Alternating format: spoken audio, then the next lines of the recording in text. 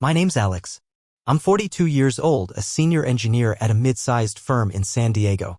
For the last 12 years, I've been married to Julia, a college professor, well-read and well-spoken, the type of woman who fills up a room even when she's silent.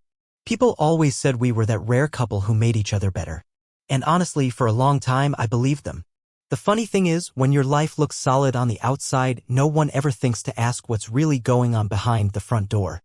This past year had been strange, but I'd been too distracted with work to think much of it. Project deadlines, management changes, and late nights at the office had blurred everything. And Julia, she always seemed busy too. Lectures, student conferences, department dinners. We'd both settled into the rhythm of two professionals who touched base out of habit, not hunger. Still, I tried to make the most of our anniversary. I took the day off, cleaned the apartment from top to bottom, drove across town to get her favorite lemon raspberry cake from that tiny French bakery near her old campus. I even polished the silverware, the real stuff we never used except for holidays or special moments. I wanted the evening to feel like a reset, like maybe we could remember who we were before we became whatever this was. Julia came home around 6. I was lighting the candles on the dinner table when I heard the front door click. I turned and saw her standing there, holding her bag like she wasn't sure she should even be here. She wore a pale blue dress I didn't recognize. It was elegant, not flashy, not casual, the kind of dress you wear when you want to be noticed. Her hair was curled differently than usual. Subtle makeup, nothing over the top. She looked intentional. "Hey," I said, smiling, trying to break through the tension I hadn't even realized was in the air. She smiled back, tight, brief, then walked into the bedroom without a word. I waited, poured the wine, checked the food. 30 minutes passed. When she finally came out again, she was standing straighter as if she'd rehearsed something in the mirror. Her hands were folded in front of her and she didn't sit down. Instead, she just stood there like a teacher about to deliver hard news to a student she cared about. "I've been thinking," she began, and I already felt my stomach tighten. That phrase, "I've been thinking," is never followed by anything simple. "I think we should spend tonight apart. Just one night. It's something I need to try."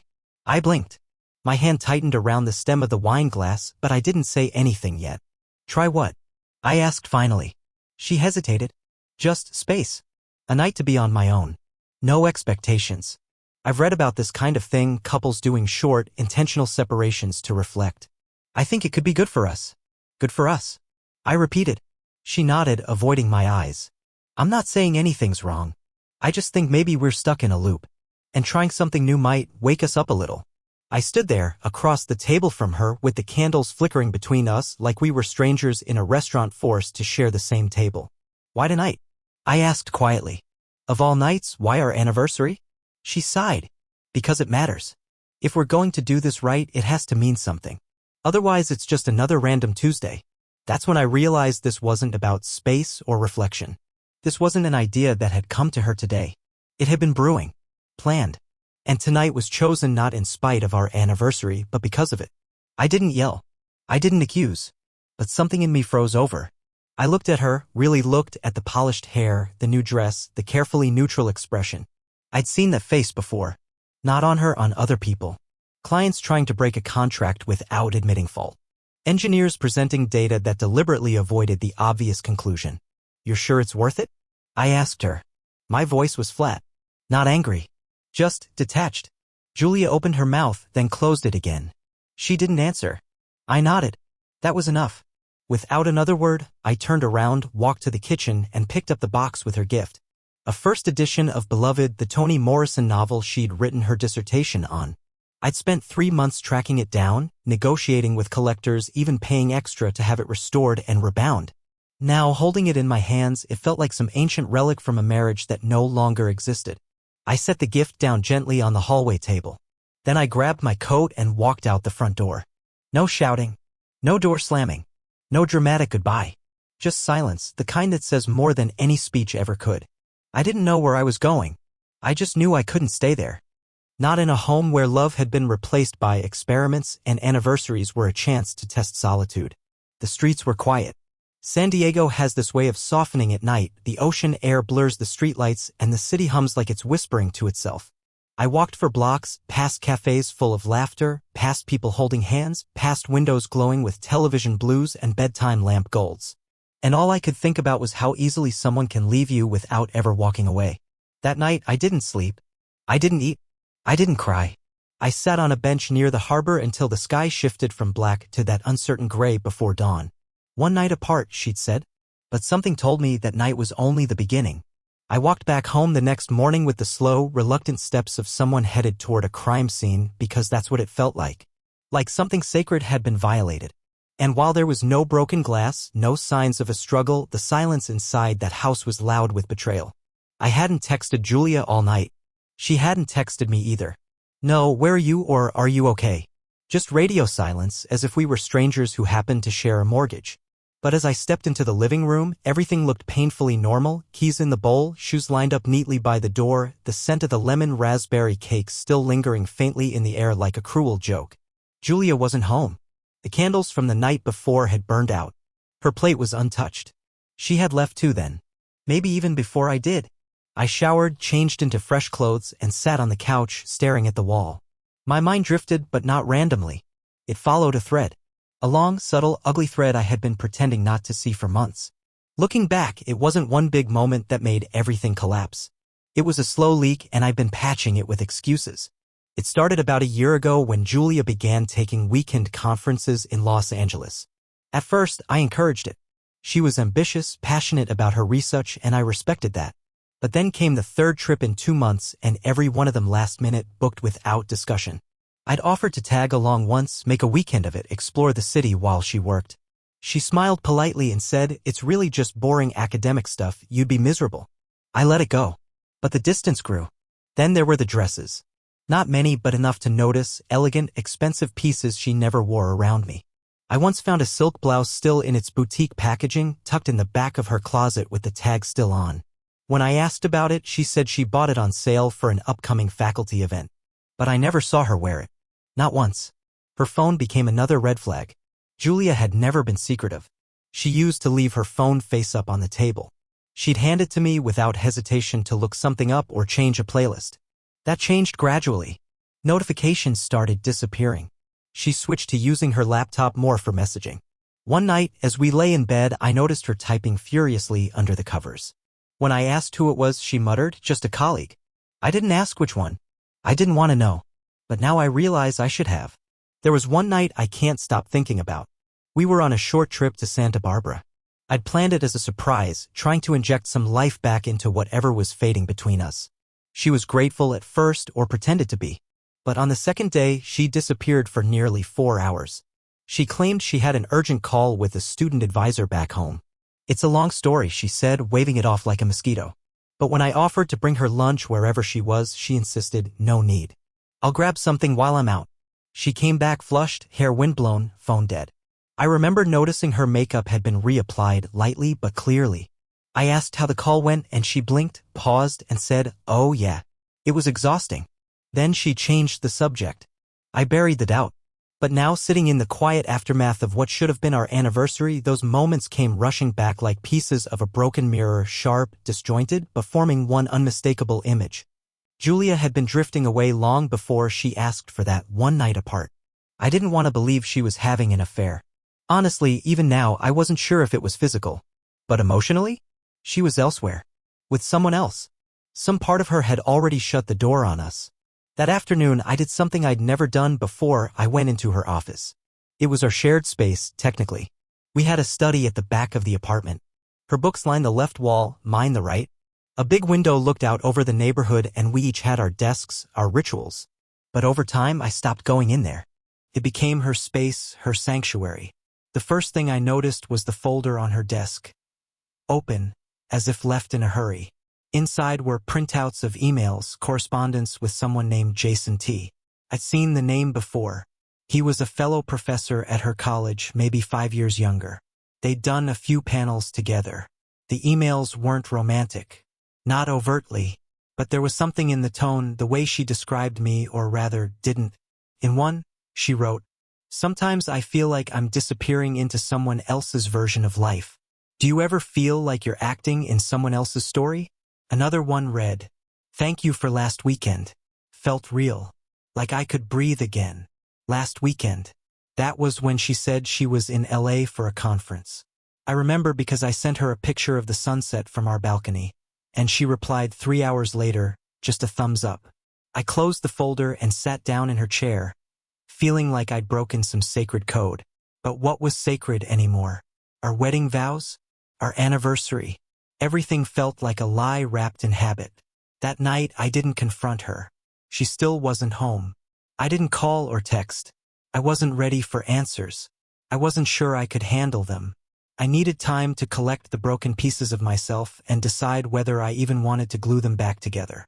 Instead, I poured a drink, turned off my phone, and sat on the balcony until the sky turned black again. This time, the silence wasn't peaceful.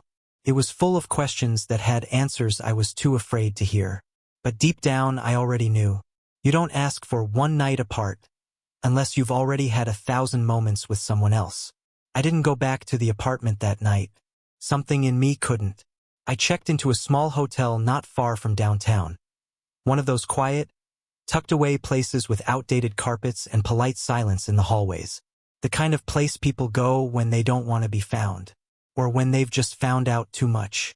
I didn't sleep. Not really. I laid there on the bed, fully dressed, staring at the ceiling and listening to every creak of the building. My phone buzzed twice.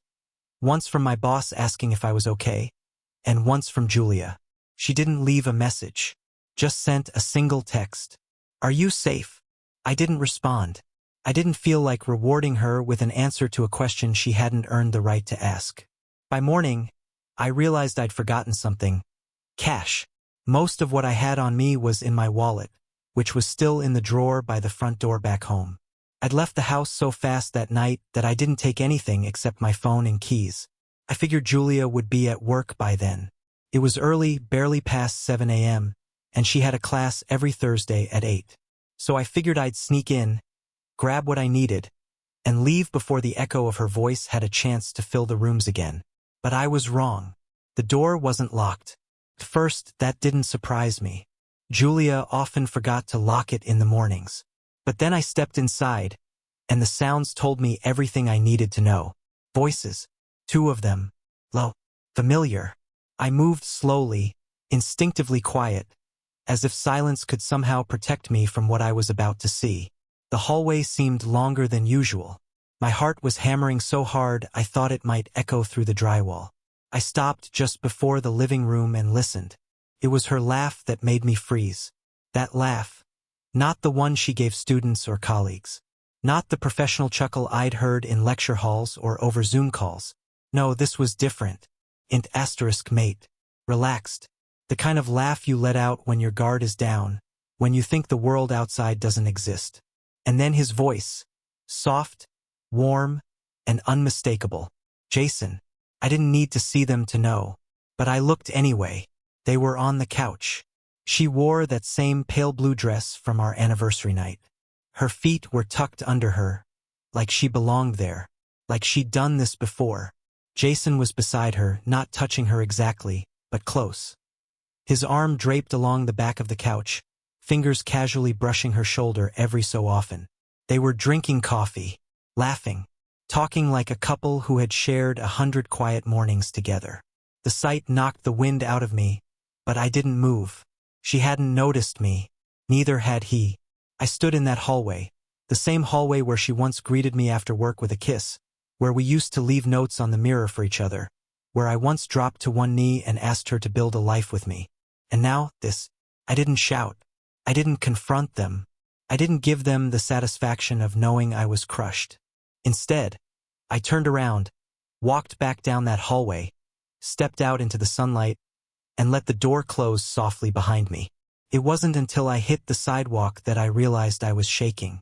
I walked for what felt like hours, the city blurring past me in pieces, dogs barking in backyards, joggers with earbuds, the smell of brewing coffee from open cafes. Life continued, indifferent to the fact that mine had just crumbled. That image, Julia in that dress, smiling at Jason like he was her home, it wouldn't leave my head. I ended up at the marina, sitting on the same bench where I'd spent the night after our anniversary. The irony wasn't lost on me. 1 week ago, I'd been trying to convince myself this was just a rough patch. Now I was staring down the undeniable truth. She wasn't confused. She wasn't trying something new. She had already made a choice. I had just been too blind or too trusting to see it. By noon, I checked out of the hotel and went back to the apartment one last time. This time it was empty. I packed a bag, just the essentials. Clothes, laptop, chargers, a few books. The kind of things you take when you know you're not coming back, but you're not ready to say it out loud yet. Her gift, the first edition of Beloved, was still sitting on the hallway table, unopened, untouched.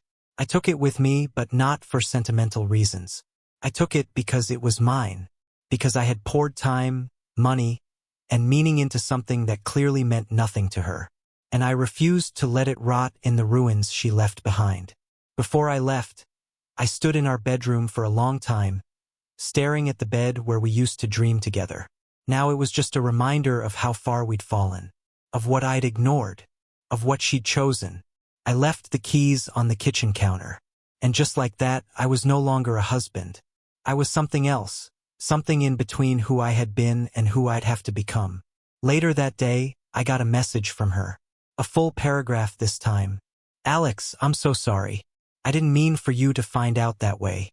Please, can we talk?" I didn't reply. What was left to say? I'd seen enough, heard enough, felt more than enough. And in the silence that followed, I finally began to understand what people meant when they said betrayal isn't just about S*X or secrets. It's about the quiet choices, the ones made in the dark, the ones where someone decides, without ever saying a word, that your heart is disposable. A week passed. Not a word from me. Dozens from her. The first couple days, Julia tried to keep it measured, like she thought we were just having a disagreement, something that could be smoothed over with enough carefully chosen sentences. Her messages were calm, rational, sprinkled with concern. "Can we please talk? I think we both need clarity. You don't have to forgive me, but at least let me explain." By the third day, her tone cracked. The sentences got longer, more desperate, messy. She showed up at my office unannounced. Security called up to ask if I was okay taking a visitor. I told them no. I didn't even walk to the window. I kept my head down at work, tried to fake focus, but my mind kept dragging me back into that apartment, back to the hallway, back to the blue dress and the coffee cups. It was all too clear now. There hadn't been one moment that changed everything. There had been a series of quiet betrayals, each one a pinprick in the fabric of what we had, until it tore. But by Friday night, something in me shifted. Maybe it was the exhaustion. Maybe I just had enough of being the broken one. Or maybe it was this bitter little thought that crept in and wouldn't let go. She wanted a taste of freedom. Let her choke on it. So I wrote her back. A letter, not a message. Something deliberate. Not emotional. Not angry. Just final. I started with what she always wanted. Honesty. "Julia, you asked for one night apart. What you didn't realize was that you already took it, and many more before it. You said you wanted space. You got it. Now I'm giving you a choice. You can have freedom, truly, but it won't be on your terms. It'll be on mine. You said you wanted to try something different. Okay, let's make this simple. Let's both spend one night with someone else. Fully aware. No lies. You pick someone. I'll pick someone. No secrets. No guilt. No pretending. After that, we decide what's left. If anything, you say you want clarity. That's what clarity looks like. Truth under fluorescent lights. Not in the dark. But just know this, if you back out, it won't be a pause. It'll be goodbye. Permanently. You wanted new? Let's find out what new actually feels like. Alex." I sent the letter through the old mailbox by the marina. The same one I used to drop her love notes into years ago. Back when we still did that kind of thing. The response came the next day, not in words, but in her face. She showed up at the door of the temporary place I was renting. Red-eyed, out of breath, mascara smudged. No performance this time. No posture. "Don't do this," she said. "Please, Alex. You're not like this." And maybe she was right. Maybe I wasn't like this. But then again, I hadn't been the one to start any of this. I hadn't played dress-up for someone else. I hadn't turned our anniversary into an audition for a new life. I'd been steady, loyal, blind maybe, but solid. and now I was done being steady for someone who'd already stepped off the ship. I'm just giving you what you asked for, I said. A night apart. Except this time, we both know what it really means. She tried to smile like she thought maybe charm would save her. It didn't. I didn't mean it like that, she said. I didn't think you'd go through with it. I nodded. That's exactly the problem. She sat on the edge of my bed and started crying, the way people cry when they realize they're no longer holding the script. I made a mistake, she whispered. Which one? I asked. There were so many. For a long time, she didn't say anything. Just sat there with her face in her hands like she could bury the past inside her palms. But it was already out. Laid bare. There was no going back to polite arguments and empty apologies. After a while, she stood up, wiped her eyes, and said, I can't do what you're asking. And I just looked at her. That's fine, I said. But understand this, you don't get to choose anymore. You made your choices. I'm just responding. She left quietly. No slam, no scream. Just the soft click of the door. And something in that sound felt like the cleanest break we'd had in years. I didn't go out that night. Didn't line up some date or try to force something that wasn't real. It wasn't about revenge or replacing her. It was about reclaiming something I didn't even realize I'd lost. Self-respect. The next morning, I took a walk along the cliffs, watching the ocean crash into itself like it couldn't decide which way to turn. It felt fitting. Because that's what we were, two waves that used to move in rhythm but had started crashing against each other without even realizing it. By Sunday, Julia sent another message. I've been crying all day. I don't want to lose you. Can we please just go back? But there was no back. That's the thing about betrayal. Once it arrives, it doesn't just knock on the door. It changes the locks behind it. I wasn't bitter anymore. I wasn't even angry. I was just done. Done being the man she thought would never walk away. Done being the backup plan. Done being the one holding the weight while she wandered off to see if someone else made her feel more alive. The truth was, I didn't need her permission anymore. She broke something. And for the first time in years, I wasn't the one who felt broken. If there's one thing I've learned through all of this, it's that people rarely regret the betrayal, they regret the consequences. After I delivered the ultimatum, after I stood firm and didn't crack, Julia's entire tone shifted. The composed academic turned frantic. The woman who once calculated every move down to the second was now spinning in circles, trying to rewind a life she had fast-forwarded without me. She called 3 times that Monday. Then again on Tuesday. Left voicemails that started calm, then cracked. On Wednesday, she came by my building with a box of my things I hadn't even asked for. Inside were my old college hoodie, a watch she'd bought me for our 10th anniversary, a framed photo of us on the cliffs in Big Sur, one of those windy days where you're squinting and smiling at the same time. Her hands were shaking when she handed it to the receptionist. She said she's not leaving until you talk to her, the receptionist told me with a sympathetic glance. I told her to tell Julia I was in a meeting. I wasn't. I was in the break room, drinking coffee, staring at the box like it was a coffin full of ghosts. I didn't open it. Didn't need to. I already knew what was inside. The same things that had been inside our life, good intentions, beautiful images, all of it smothered under layers of what used to be. That night, she texted again. I messed up. You're right about everything. Can we please just have dinner? Just dinner. I need to talk to you in person. I didn't respond. I wasn't trying to punish her. I just didn't believe in anything she could say anymore. Words had lost their weight. She'd already said everything that mattered, not with her mouth, but with her choices. But by Friday, I gave in, not to her, but to curiosity. I agreed to meet. Public place. Early dinner. Neutral ground. We chose a little place near the harbor, one we used to visit when we first moved in together. I remembered the booth before I remembered the menu.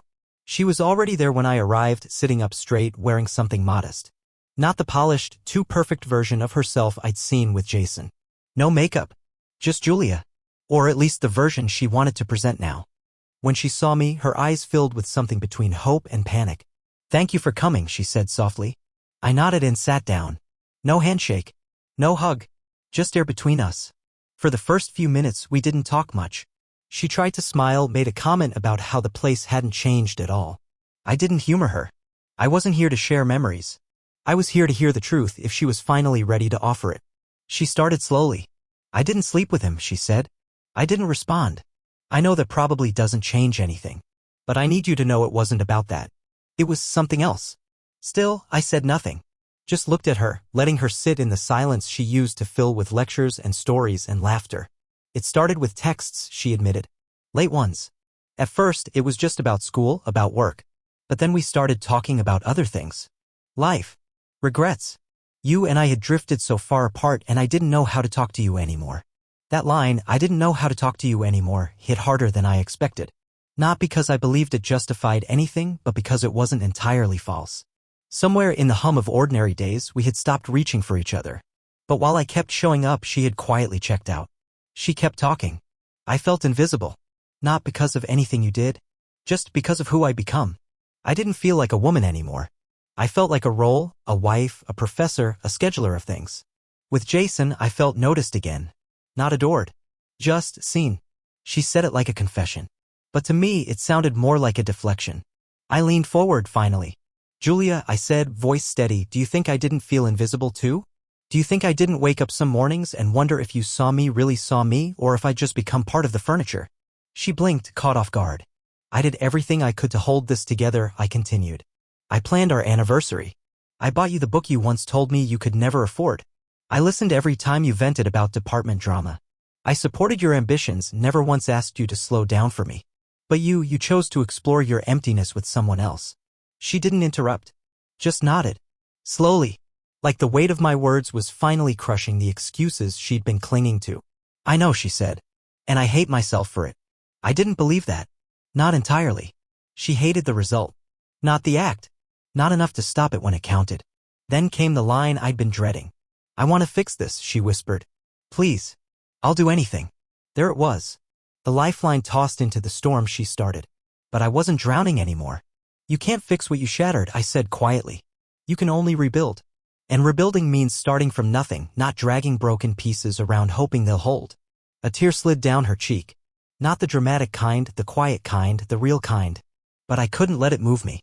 "You're not the only one who's been grieving," I said. "I just didn't use someone else to do it." She reached for my hand across the table, but I pulled back. "I forgive you," I said. "Not because you asked for it, but because I refused to let this define me." She looked up at me then, eyes full of hope. "But that doesn't mean I want you back." Her face crumpled. The server arrived just then, a painfully awkward interruption. We both waved them off. No food had been ordered anyway. Just water and pain served cold. I stood up slowly and grabbed my coat. "Take care of yourself, Julia." She opened her mouth to say something, but nothing came out. I walked out of that restaurant feeling both empty and full. Empty because this was truly the end. Full because, for the first time in a long time, I was choosing myself. No more waiting. No more wondering. No more reaching for someone who only looked back once they realized what they'd lost. I didn't hear from Julia for several days after the dinner. No texts, no missed calls, no tearful pop-ins at work. Just quiet. And for a moment I almost missed the noise, not because I wanted her back, but because silence leaves you alone with yourself. That's when reflection begins, whether you're ready or not. One evening, about a week later, I came home to find her waiting outside my apartment building. She looked thinner, worn down, the kind of tired that sleep can't fix. I nearly walked past her, but something in her eyes stopped me. "I just want 5 minutes," she said. I let her in. Inside, she sat across from me like she was stepping into a confession booth. "I never wanted another man," she began. "I needed something to remind me I still mattered." She explained that the connection with Jason hadn't been about love or attraction, it was about significance. Feeling seen. Feeling like she could still be someone outside the labels of wife and professor. "Being with you," she said, "was always safe." And somehow I confused safety with stagnation. It hit me then, her betrayal wasn't just about me. It was about herself. The version of Julia who felt lost, who wanted to rewrite her story without tearing out the pages we'd written together. But in trying to rediscover who she was, she destroyed the one person who never asked her to be anything else. "I'm sorry," she said again, eyes full of something heavier than guilt recognition. I forgave her that night. Truly. But not for her sake, for mine. We met one last time in a small cafe downtown, the kind with chipped mugs and mismatched chairs. She was already seated when I arrived, watching the rain run down the window like it was telling its own story. She smiled when she saw me, a faint, sad smile, the kind that knows this isn't a reunion, but a goodbye. We talked like two people who had lived a whole lifetime together and now had nothing left but the epilogue. "I still love you," she said. "I believe you," I replied. She reached for my hand one last time, and this time I let her. It didn't hurt. It didn't stir hope. It just was. "I wish I could take it all back," she whispered, eyes welling. I looked at her, and in the most gentle voice I could manage, I said, "What you asked for on our anniversary destroyed everything. She nodded, tears falling now. We left the cafe separately. No hugs, no lingering.